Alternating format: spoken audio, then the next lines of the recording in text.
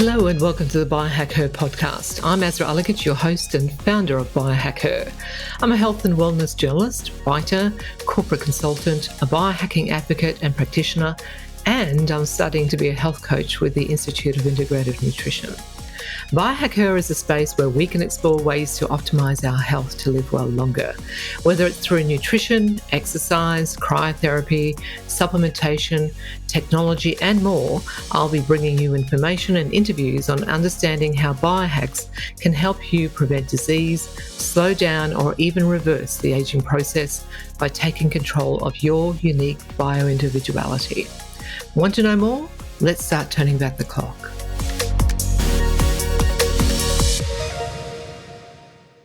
In today's podcast, I chat to Nafiye Erdogan about healing from childhood trauma.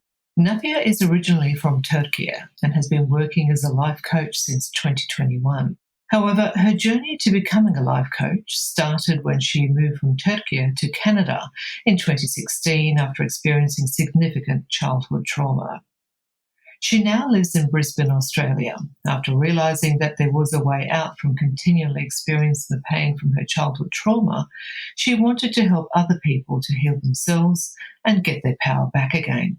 We discuss what childhood trauma she went through, how that trauma impacted her life, happiness and health, why she became a life coach, and how she can help you heal from the childhood trauma that could be creating disease in your body right now.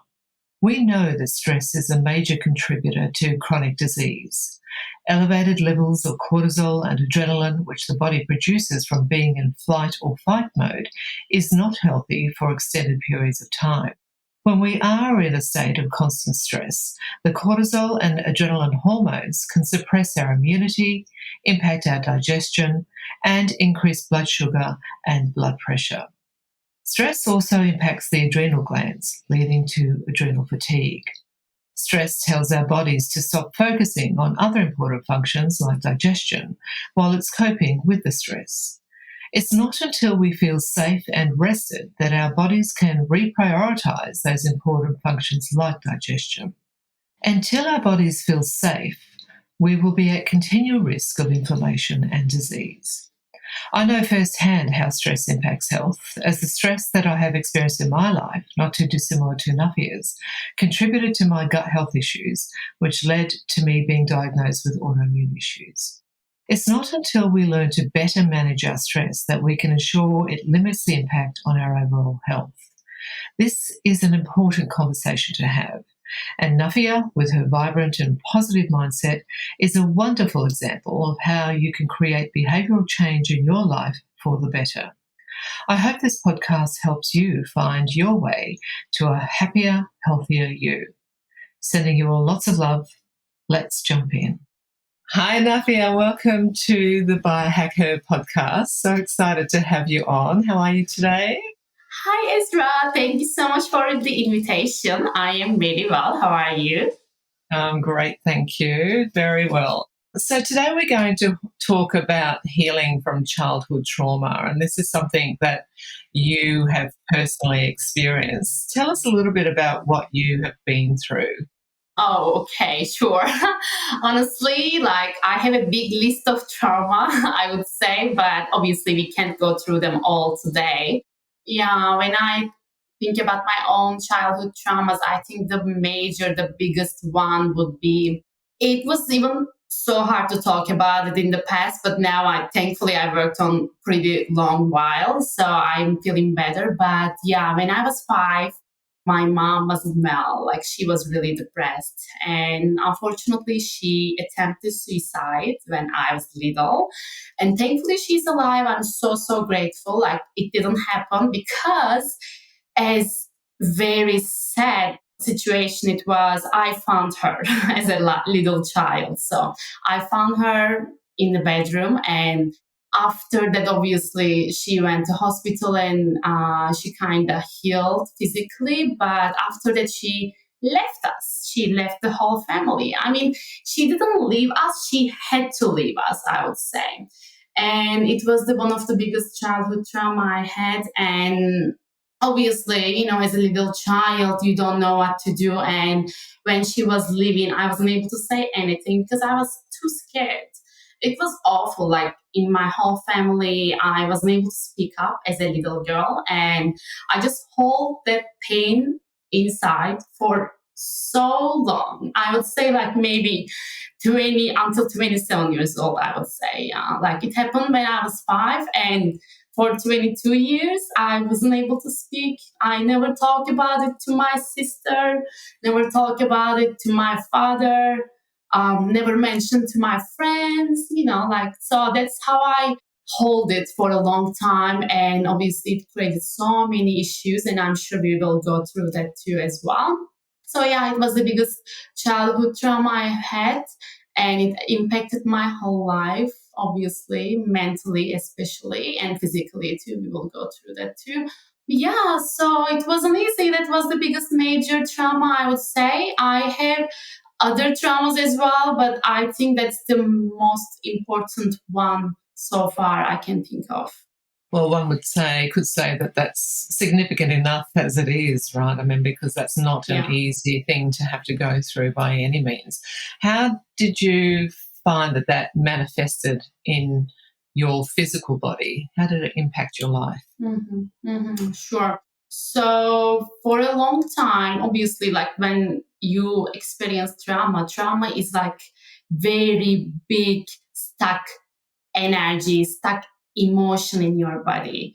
And it makes you sick emotionally first. It makes you sick energetically first. Your energetic body gets sick. And after that, after a long time, if you don't listen those signs, if you don't listen your body, it can show up as pain. If you don't listen, it just creates even bigger issues, and it becomes a physical sickness. I didn't get to that point, thankfully, even though I held it so long by itself. So I think I was sick mentally mostly. When I moved to Canada, I think the most important reason was just to leave everything behind. And obviously, when you move away, your mind comes with you, your head comes with you, right? So you can't leave the stuff behind. I wish it was that easy. So obviously, when I moved to Canada, I was alone, and so I had to face them. When you are alone, you have to finally face them unless you make yourself self-distracted with other things. So I've tried so long to distract myself, but at the end I was like, I'm so grateful that I did. But I was like, you know what, Nafiye, it's time. It's time to face them. But before I get to that point, I remember I was depressed mentally. Like I remember one day I was like crying so hard. I didn't want to go to work. I didn't want to go to school. I used to study in college in Canada. And yeah, so like it wasn't easy to feel that way. But when you are mentally sick, it's a big sign. There's something there just waiting for you to be seen. And finally, thankfully, I was able to look at it. It's so scary to look at them, obviously, but I was able to look at it, and I'm so grateful I did because it just opened up a new path for me. Honestly, like my life has changed so much, 180-degree in a positive way after I actually finally had the courage to look at it. That's fantastic that you're able to do that. What specifically were the triggers do you feel, that made you look at what you were experiencing and actually finally deal with that childhood trauma? So much pain as you cannot hold anymore. You can't, how do you say, like it's just too heavy. Too heavy. There are two ways. Either you are going to look at it, or you are gonna end up maybe ending your life. Like it's scary, but it is true. That's how you get there. Like when people have that suicidal behavior, let's say, it's not the first stage, it's usually a couple stage later you get there. So I think I was just so scared that I wasn't gonna have a good life in Canada. The reason I left Turkey was actually creating a good life to myself. And I realized that my life is not changing towards that way. And I felt so unsuccessful. And at the same time, I had this big attachment towards success. I was like, I have to make it happen. I left my country. I left alone. And at the same time, you have this little pressure you put on your own shoulder, like, yes, I have to make it happen. And everyone's gonna say, oh, she couldn't make it. She couldn't make it. See, she left Turkey, but she still couldn't make it. So I think in that time, it wasn't a good reason, but it, I think, affected my life in a good way. I'm so grateful that I put that pressure. If I didn't put that pressure on myself, probably I wouldn't work hard and I wouldn't actually push myself harder. And yeah, I think at the end of the day, I was like, no, this is not how it's supposed to be. I think there is something needs to change. And that's where I finally started to make some research about this, like, why am I feeling this way? What's going on with me? I started to watch so many YouTube videos and stuff. And then I realized actually I have this big fear of abandonment issues. And it comes from my mom, like, leaving us. And yeah, so when I finally faced it, I finally started to work on myself. That's how it started. Wow, and such a huge amount of work to have to do on yourself, isn't it? Because so many people can tend to, I think, mask the pain in other ways, whether it's through relationships or alcohol or substance abuse or, some other way. I know lots of people out there that deal with childhood trauma in that way by actually masking it because it's just too painful for them to face, and to work through. And it takes, I think, a certain amount of courage and bravery to be able to take those steps to actually face that pain. Would you agree? Is that something that you felt that you really had to dig into? 100%. Yeah. For me, I think I had this self-worth issue, self-love issue. And the reason I was attached to success was basically, if I am successful enough, I'll be worthy enough. People are going to love me because that's how I actually received the love from my own family for a long time, Oh, Nafiye is always successful. Nafiye is a good kid. Nafiye is a smart one. That's always how I received the attention in my family. And thankfully, I never ever, I'm so grateful for that, never ever felt that I need to numb myself with alcohol. Only just a little while when I was working in bank, I realized that I'm drinking a glass of wine every night. I mean, maybe some people are going to say, oh, like a glass of wine, it's fine. But for me, it was too much. I'm like, why am I drinking every night? I don't think I need this. I can have green tea instead. So like, I didn't have any specific attachment to anything to numb myself. But I'm thinking how I think I made myself busy. And I had this big mask on my face. I am so happy. I'm so happy all the time. Smiling, smiling, smiling. I mean, I love smiling. Still, I smile all the time, but I knew that it was a big mask that I was just covering my pain the whole time. And what else I did? I'm thinking, yeah, I think I made myself busy with education as well. I'm like, yeah, I'm going to study. So I studied so long. I mean, it was good. Thankfully, I did. But like, I never stopped studying. I just worked on myself in educational way, I would say. Like, I never looked inside because I was too scared to look at it. That's understandable. And I think also because, you struck out on your own. And did you have a support network? Did family help out, or was this something that you very much took, on your own as a solitude thing that you had to work through?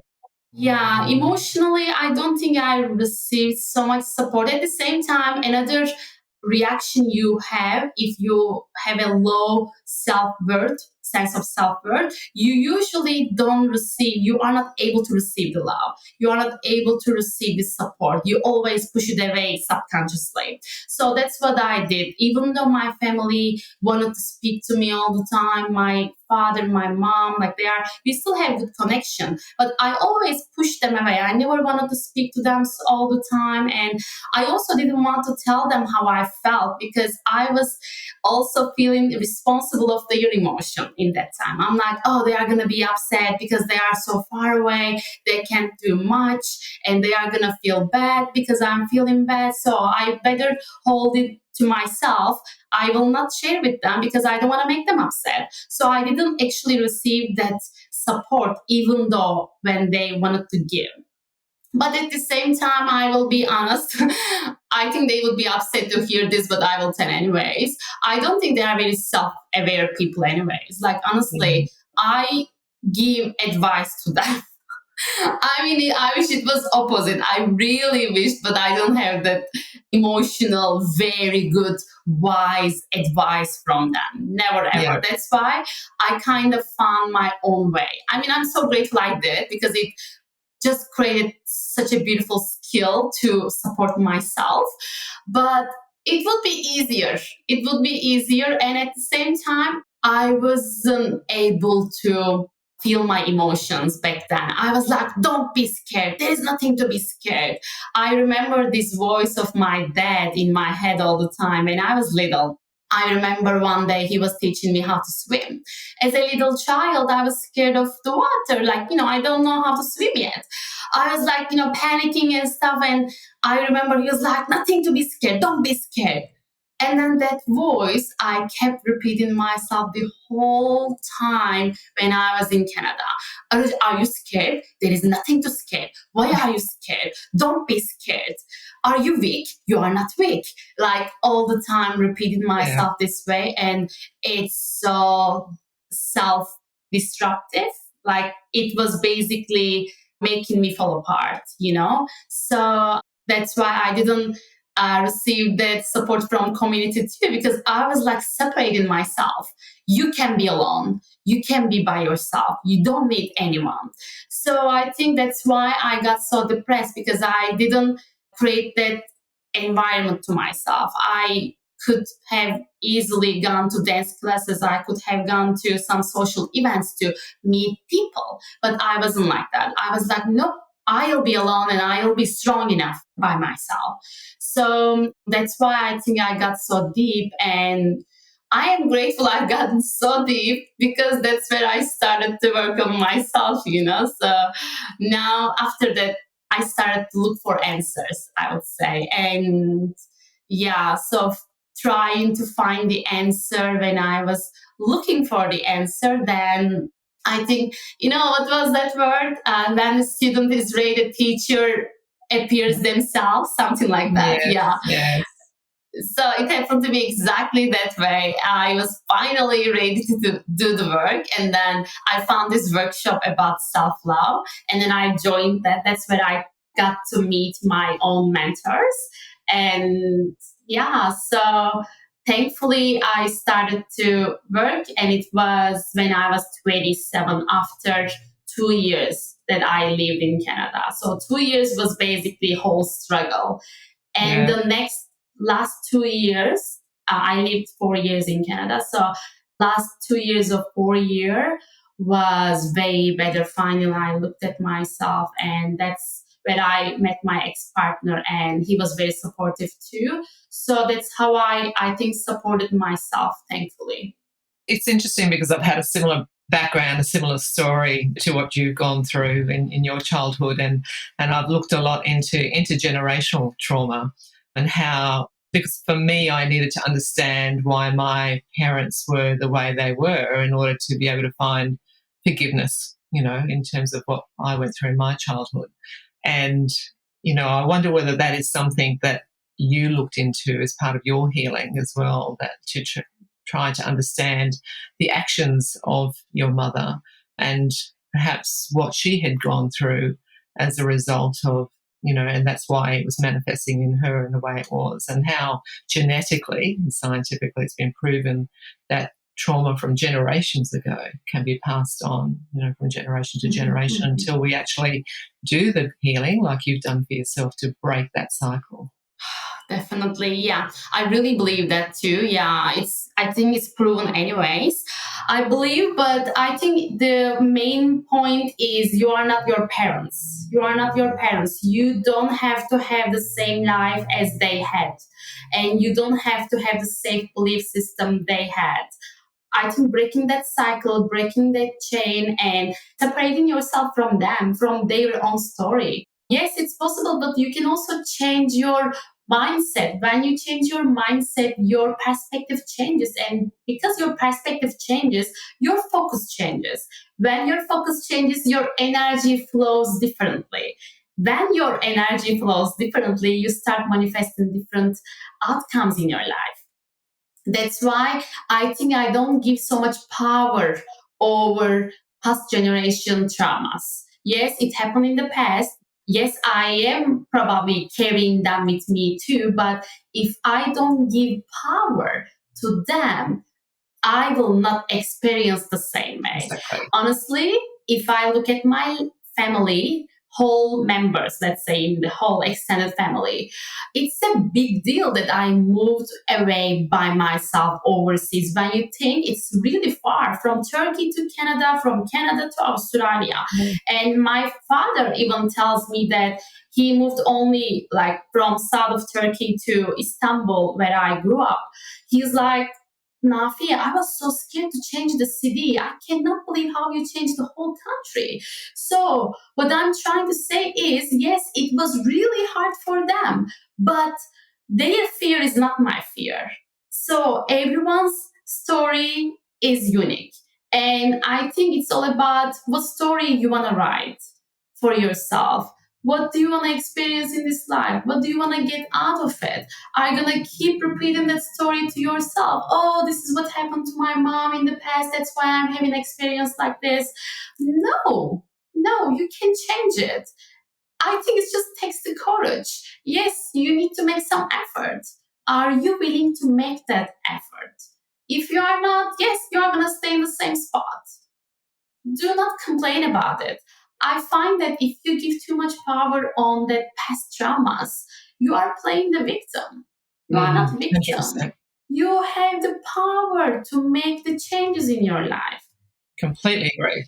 But it will take some time. Are you patient enough? Are you committed enough? Like, do you have that commitment? It's not going to change overnight. Yes, I am aware of it, but just being compassionate along the way. I always put my hand on my heart, even when I walk on the road. Sometimes I'm like, it's okay now. It's okay. I promise it's okay. It's going to be even better. Just, I learned to hold my own hand. I learned to hold my inner child's hand, which is the most important one.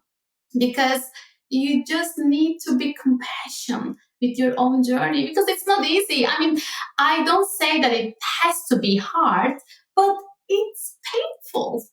And it's okay to go through that pain. I promise, once you feel it, it's gonna be easier. I promise. Just stop holding yourself to feel that pain. It's not forever. Once you, even like it's proven, I'm sure you can make the research too, like the strongest pain can last 10 seconds. It starts lowering down after that because human cannot handle it. So what I'm trying to say is just feel it. It's going to be okay. If you have that mindset, then you basically stop giving that power to past traumas that your great grandmother maybe had in the past. Yeah, 100%. Completely agree with you. You mentioned that the trauma took away your power. How did you go about getting that back? And why was it important to do that for you? Mm-hmm. Yes, I said that. It's actually, you usually give your power away. No one takes your power from you. You are the one who gives it away. So when you define yourself by your traumas, that's how you give your power away. If you see that, yes, trauma is an event, it happened in the past, you cannot have control over. And then once you actually face it, once you decide to make to the work, then you actually start gaining your power back one by one. So it's super important. If you give your power away, you are not experiencing your fullest potential. And in order for you to gain back, you just need to make the work. That's it. And by making the work or doing the work means, what I mean is basically just facing it. There are some exercises you can do. You need to keep practicing them. And then the more practice you do, the better it gets. And then you just feel like it doesn't triggers you as much as it used to in the past. And you just smile. So when you start smiling at your traumas, or you see the gift out of your traumas, which can be hard, but it's also possible, when you learn how to get that gift out of it and able to move on, then that's how you gain your power back. Because your power is not gone anywhere. It's still there. It's just waiting to be acknowledged again. That's all. I think that's just such a beautiful way of thinking about it, that your trauma is a gift, to receive that if you're willing and open to receiving it, because we all have our lessons to learn in life, right? And we're not given anything that we cannot cope with, that we cannot work 100%. through. Yeah, 100%. I'm a firm believer in that. Yeah, honestly, I really believe that we choose our life. I know that some people think that this is crazy, but I really believe that our soul choose the life before we come to this earth. There's actually a book for the author Michael Newton. It's The Journey of Souls. It's such a beautiful book. I would definitely suggest everyone to read. When you read that book, it actually opens your mind towards your family too, because when you have good knowledge around these kind of topics and you're able to make that change in your life, you want to make that change everyone else's life. You're like, oh, I want to change my mom, I want to change my dad, I want to change my sister, but it's their journey. So what I'm trying to say is, yes, these traumas looking really scary, yes, they are painful, but I really believe that my soul knew what she was going to experience before she came to the earth. Or soul doesn't have gender, but whatever. So what I'm trying to say is, I knew that I was going to experience that trauma before I came. Yes, it's scary, but I knew, and I think it served me so much. As I mentioned at the beginning, I have a list of trauma. I'm not joking.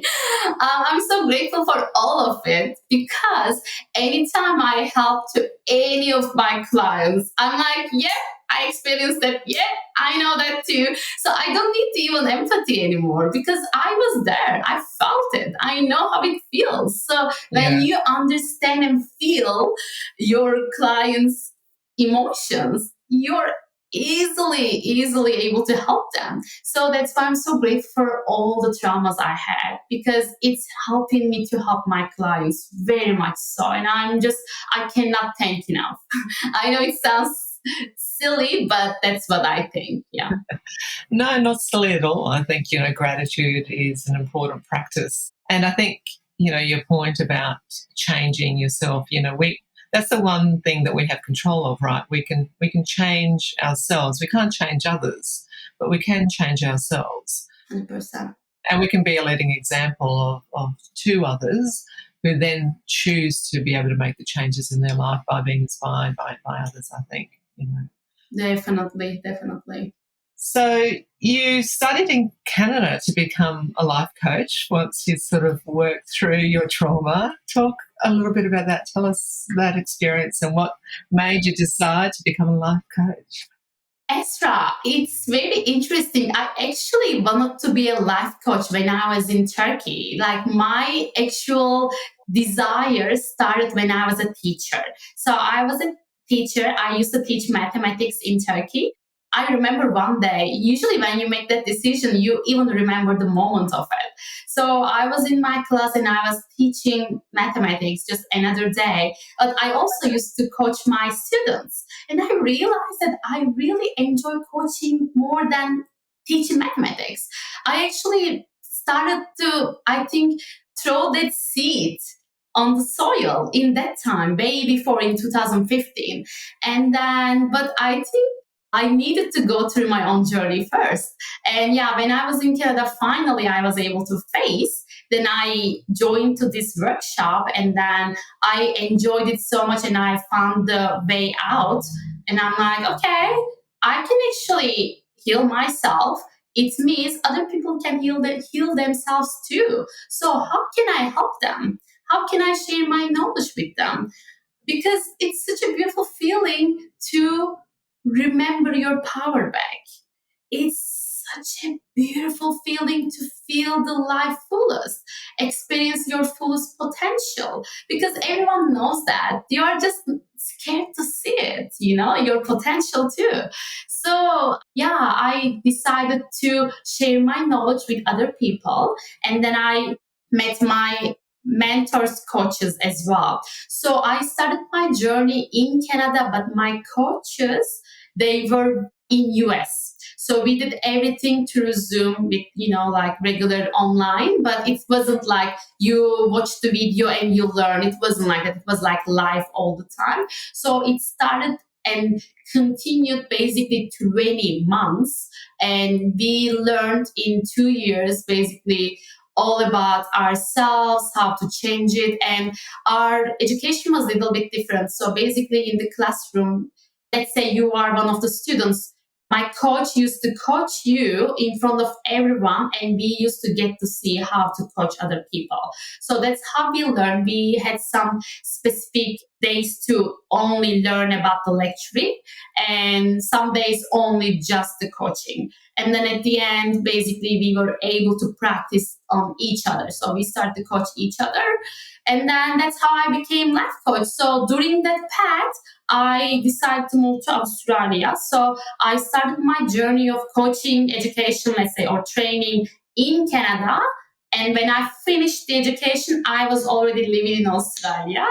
And yeah, so it changed my life so much. Even if I ever stop giving sessions to other people, which I don't think will happen, but this knowledge I've gained, this knowledge I learned along the way, I think will serve me literally my lifetime. I'm just so grateful. So it was a very good one. Yeah, fantastic. That's so great that you found that so beneficial and that it's transformed your life in that way.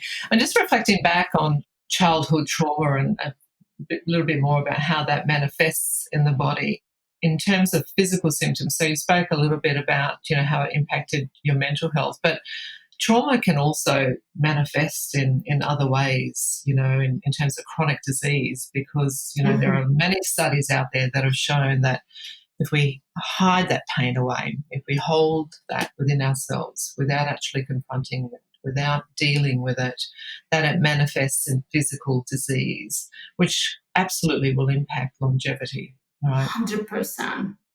Yes, definitely. In your experience, have you seen that happen for yourself in terms of how it manifested in physical symptoms other than just your mental health?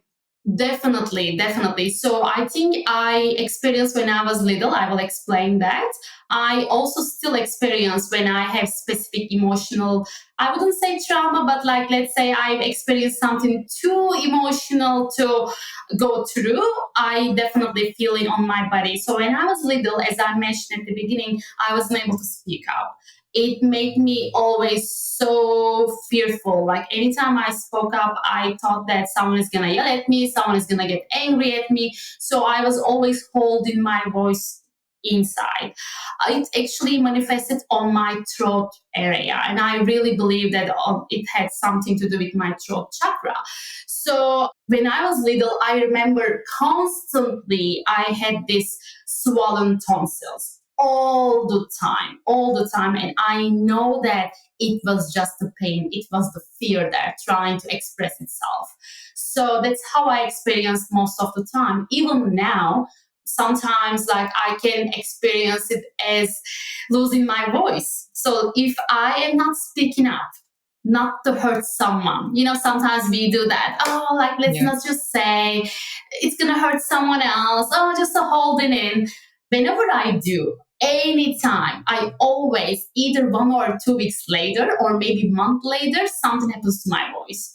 I either start basically losing my voice, or my tonsils are swollen again, or I have a big coughing process. Even like I mentioned to you on my email, if you remember, I Yeah. had this coughing, and I know it had something to do that I didn't speak up in a couple of weeks ago. Yeah, because like again, as I mentioned, it's all about the awareness. But even though I'm aware of it, sometimes my ego holds me back, Yes. and I'm not able to speak up still. Like it just comes up because I'm just so scared of maybe hurting someone, but all I'm doing is hurting myself. And yeah, it just manifests itself that way. And also another example, I had this client, for example, she had cyst on her ovaries. Mhm. It's a very good example, I think, because when she was a young girl, when she had her very first period as a teenage, her father said, "Ew, that's disgusting." That's how he Oh, reacted to her. no. And I know, so upsetting. And Poor sweetheart. yeah, definitely. And I think she was on her late 30s, if I'm not wrong, or early 40s when I met her. And she had this cyst on her ovaries because she kept saying, ew, this period again came. I hate it. So painful. Why do we have to experience this every month? That's disgusting. Like speaking to herself, her body all the time this way. And obviously, when you speak to your body this way, what's your body is gonna do? It's gonna Yeah. create the sickness ill over there. It's like speaking to Mhm. your inner child every day, telling her how awful she is, Mm. and then she created this cyst by herself. And I really believe that you manifest it by yourself. I know it 100%. sounds crazy. Some people might think that, oh, don't be silly. Why am I gonna create this illness, ill or like sickness in myself? But that's how you do. And when we met her, she had this surgery, and then we started working on herself, basically on her journey. And after 4 weeks, she just embraced her femininity. She's like, I'm just gonna treat myself anytime I have my period. I'm gonna love myself even more. I'm going to do like, create that different ritual. I don't know, like just go under your blanket, have beautiful cup of tea, or like give yourself beautiful, like your favorite dessert. I don't know. It's up to you. Just create beautiful habit, beautiful ritual instead of, replace with something different, basically. Whatever you Yeah. said in the past, just replace with something serves you. And yeah, after all, honestly, I could see that how much she started to love her time of period, because that's where she treated herself the most. So it was a beautiful transformation. And that's what I would say as an example. That's a lovely example. And we know now as well that when we're going through trauma, that the body goes into flight or fight mode as well. And so then our cortisol levels become accelerated. And we know also that extended periods of high cortisol levels are really detrimental to the body and then do manifest in creating illnesses as well. So it's not just from a scientific perspective, but also in terms from a spiritual perspective as well, as you said, that your mindset about, what you went through in your childhood trauma, and then what self talk you take away from that, like your client's example, and how it manifested in her body, is so powerful, and it's really important, I think, to understand that. Yeah, definitely. Definitely. That self talk is so important. I always talk about inner child to any of my clients, and I know that it's so important. Anytime you do any self talk to yourself, basically, you are destroying yourself. That inner child is hiding herself even more and more, and feeling so excluded, feeling so separated, feeling not approved. Like, it's just really, really bad habit we all had. I mean, I had in the past too, and I thankfully do opposite now. I always like do a beautiful self-talk, like with the mirror. I speak to myself every day, and I believe that whatever you tell yourself is being heard by your inner child. And the more you heard, like, I don't know, I don't have a kid, but I think everyone who has kids will understand even better. Like, if you speak to your little kid every day, how awful she is, how awful he is, what do you think that kid is going to do? Like, just maybe either will be super angry and will be really, really rebellious, or will be really hiding herself or himself and not going to talk to anyone. So that's what you do to yourself all the time. And you are imagine yourself as a flower. If you tell all the bad words every day instead of giving love, giving water, what's gonna happen to that flower? That flower is gonna die. So basically you are killing yourself every day, cell by cell, let's say.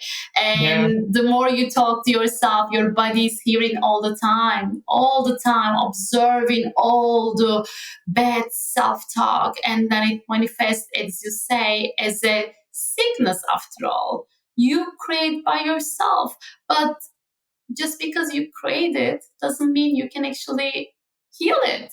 Healing is also is possible. So for people who are going through this kind of sickness, I would also suggest them the book from Louisa Hay. I don't know if you ever heard. She talks about healing Yeah. yourself, talks One of my about favorite self-love. books. One of my favorite books. I know, I Yeah, I know. love that book. I've been listening her affirmations recently. It's just so powerful. And yeah, I would suggest them to read that book, read so many or watch her videos, or if they have, specific podcasts or Spotify, they can find some video, like what's called podcast from there Yeah. too. Definitely listen every day, like for 15 minutes, just to create that habit. It just takes time, you just need to practice at least like 3-4 weeks, and I promise it will get easier and easier. We'll put those book recommendations in the show notes so that our listeners have easy access to them as well. So, in terms of those steps of healing from childhood trauma, walk us through. I mean, what are the steps that people should start to take to look at the trauma that they've experienced and to start healing from it? What would be your top 3 or top 5 things that people should be looking at doing? Yeah. So the first step is definitely facing it. Facing it, either taking it to a psychologist, a counselor, a life coach, a friend, or writing on your journal. Just letting it out. Instead of pushing it down, just let it out, face it, and know that you are not defined by your trauma. Trauma is an event that happened in the past. It has only had the power at this moment because you are giving it. Okay, so knowing that, unless you give that power, trauma doesn't have any power over your present moment. It happened in the past. First of all, this is the step 1. Step 2, even though you know that it happened in the past, and maybe you tell yourself, oh, it's fine, it was in the past, I'm fine now, like maybe that's another way we do, like kind of we push it down, that inner child still waiting for an acknowledgement. Connecting with your inner child, the second step, so important. You think that maybe it's something small as well. Oh, it's just like it's a little one. But no, your inner child still within that pain, within that emotion. You need to, it's so easy, honestly. I always do that with my clients, but you can do by yourself too. Just basically put your hand on your heart, close your eyes, and ask yourself, just tell what age of my inner child needs me now, like which one, because we have so many of them. Just ask yourself, whatever number comes to your mind, just accept it, don't question why, just see that little child in there, try to see how she or he looks like, and then speak to her. How are you feeling? I'm here to support you. I came to support you. You don't talk to me right. You don't need to talk to me right now. But if you speak with me, I'm here to help you. So I'm here to help you only if you give me the permission. And now you start speaking to your inner child. How are you feeling? How can I help you? What do you need from me? Probably your inner child either will speak to you right away or will not speak because you haven't connected. So when I did this exercise for the first time, my inner child didn't talk to me. She was super angry. I went to the moment that my mom left and she didn't speak to me. She's like, where were you the whole time? You were gone. I was alone in here. So, but now we have a beautiful relationship with my inner child. I don't need to even go to that specific event. I just put my hand on my heart. I'm like, I'm here, darling. I'm here.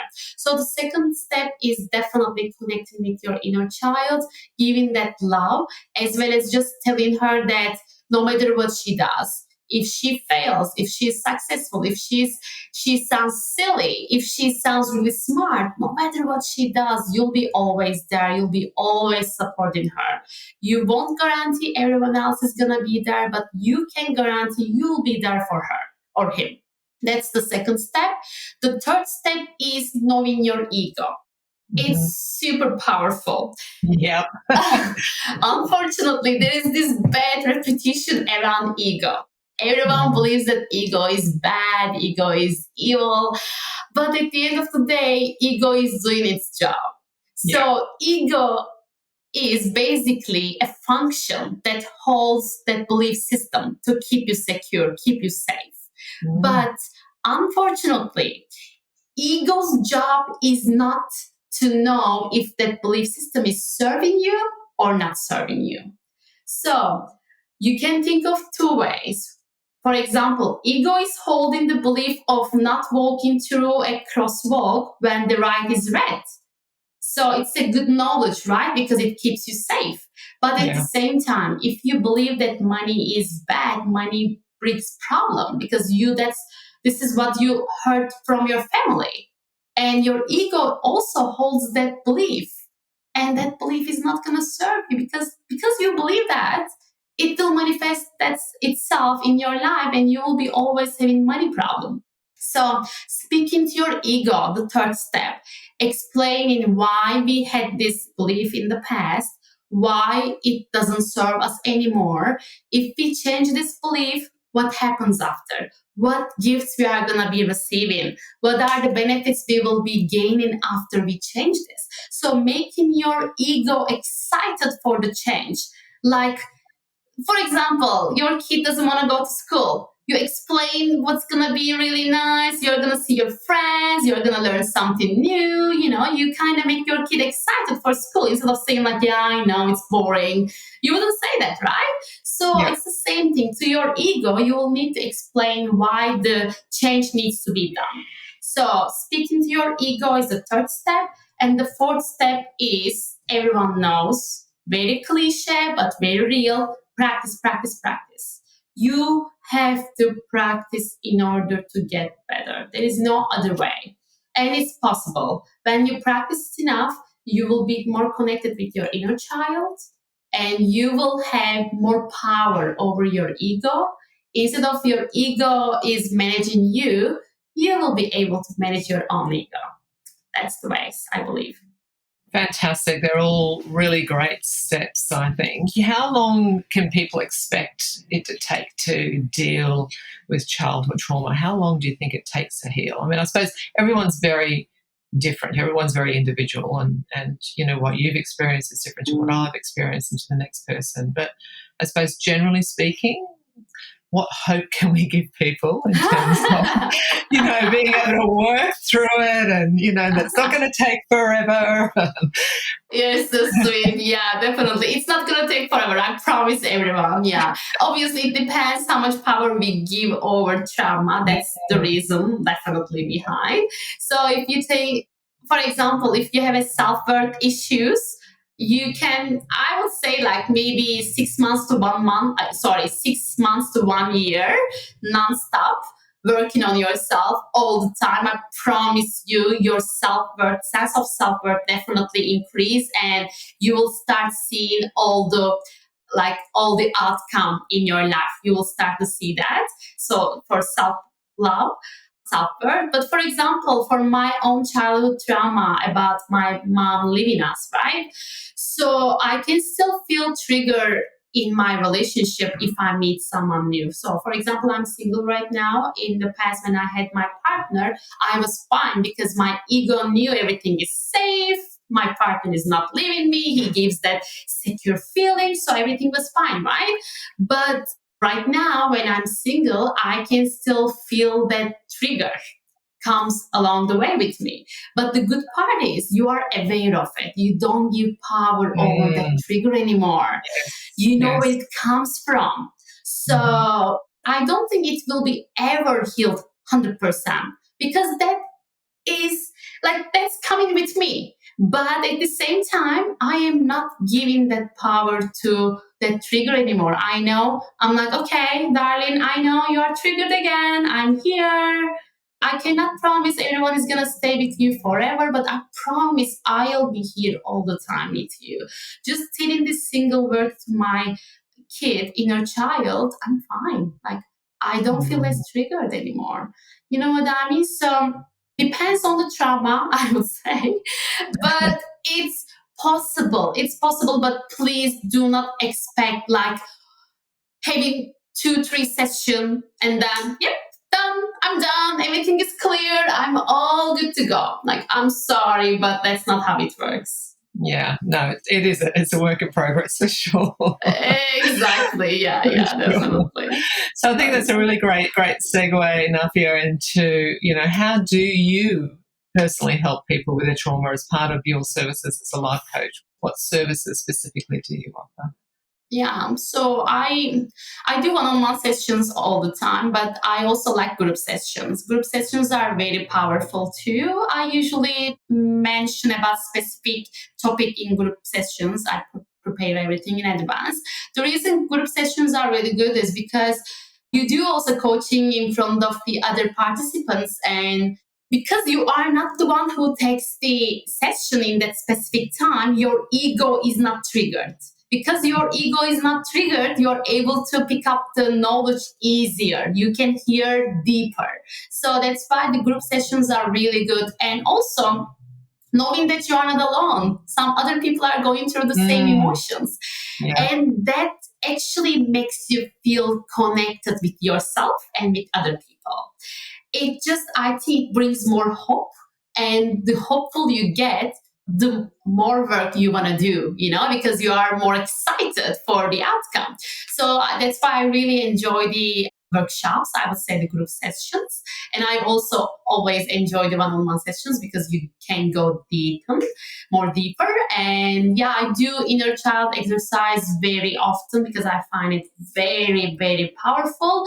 I definitely give exercises after every sessions to my client. I'm like such a teacher. I mean, it's really powerful. That's why I really like to do that. And if they are willing to do those exercises, I promise if they are going to see the outcomes after that. Obviously, it depends on person, how much willing to they do the work and how much practice they do along the way as well. So yeah, I give them some worksheets, I give them some mental exercise they can repeat, or I also give them some breathing exercise. Because I know that breathing exercise, meditations are very powerful too. So it's like, when you go to gym, if you get additional supplements, if you change your diet, everything is affecting each other in a good way. It's the same thing. When you start working on yourself, if you start doing breathing work, at the same time, if you start doing meditations, and the other homeworks, let's say exercises I give, if you do them all together, they will be all supported each other. At the end of the day, you will be walking that path easier. So yeah. Well, I think it's an important point that you make that, we often will exercise our bodies, right? We'll go to gym, we'll go for a walk, we'll eat nutritionally well, but we often forget about our mental health. That's all. I always find that's the last thing that people think of, and so your point about looking at things like meditations and affirmations and so on, just, really powerful to help keep you mentally healthy, I think. So agreed. Speaking of affirmations, I like to mention just very important thing. Affirmations itself, I don't believe them work. So you need to realize your belief system first, be aware of it, then you can replace them with affirmation. So if you say I'm enough, I'm enough, I'm enough, but you even don't know where you made that decision of you are not being enough. You need to find that moment. Yeah, you got to do the work first. Yes, you need to find it out first. Yeah. See that inner child who thinks that she's not or he is not enough, and then speak to her first. And then you replace with affirmation. That's why if they listen thousands times, I'm sorry, I don't think it will work. It's just at the end of the day, they lose their hope, which is really sad. They're like, oh, it's not working. See, like, I just wasted my time. And then they just lose their interest in self-discovery. And it's just super important. You have to have that interest, to make the change. If you don't have that interest, that joy and excitement towards change, then you will not walk that path easily. No. You will get bored. People don't like change. I'm a behavioural change specialist as well, and that's what I do as part of my day job. And as humans, we're very resistant to change, and it is something that you absolutely need to be signing up for, and really being able to identify the benefits of changing. Sometimes you can't see through in identifying the benefits, but if you can do that, then that's when you tend to put the ego behind and sign up for it. Then definitely, yeah. And we cannot change everyone. They need to have that desire. Desire is so important for them. For desire part, I would suggest everyone, to whoever listening, just literally making a list why that change needs to happen. Why? So when you know the reason why, and when you also are aware of what's the possible outcome, you get excited. Yeah. So they better write it down to see and then take the action. Yeah. The what's in it for me. Absolutely. Yeah, exactly.